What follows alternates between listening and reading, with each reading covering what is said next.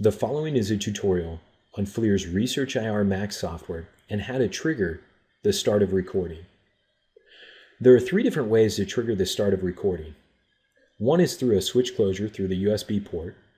Another is based on a trigger to my camera that is seen by the ResearchIR software. And the third is based on a measurement function where I create an alarm.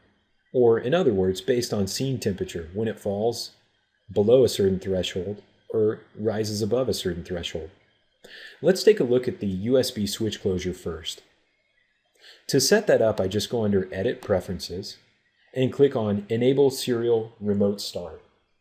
Now what this does is when I connect pins 7 and 8 on my serial port with a simple switch closure, it starts recording.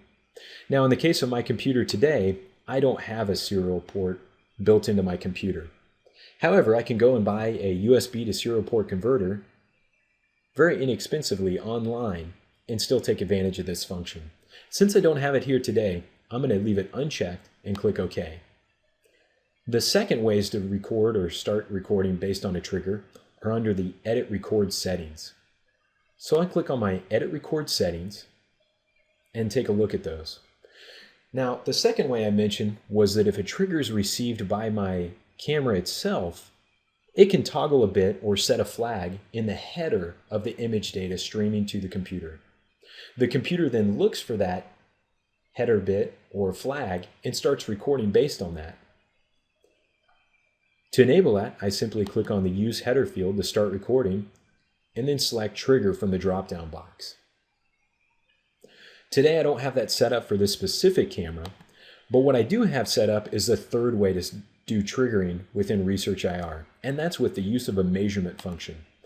Now, I've already created a measurement function that becomes true if the maximum temperature within my region of interest box goes above a certain threshold. In this case, I specify 26.5 degrees Celsius.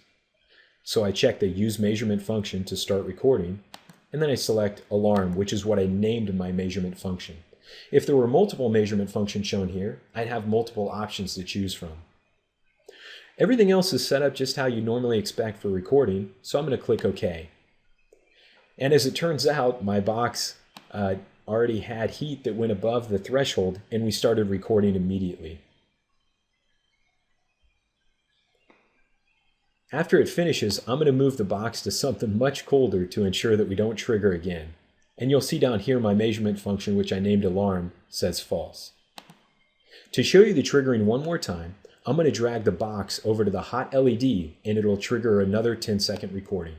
Here it goes. And there, it started recording again.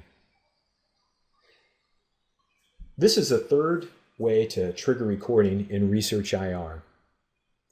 For more information on ResearchIR, please refer to the ResearchIR tutorial online. Thank you.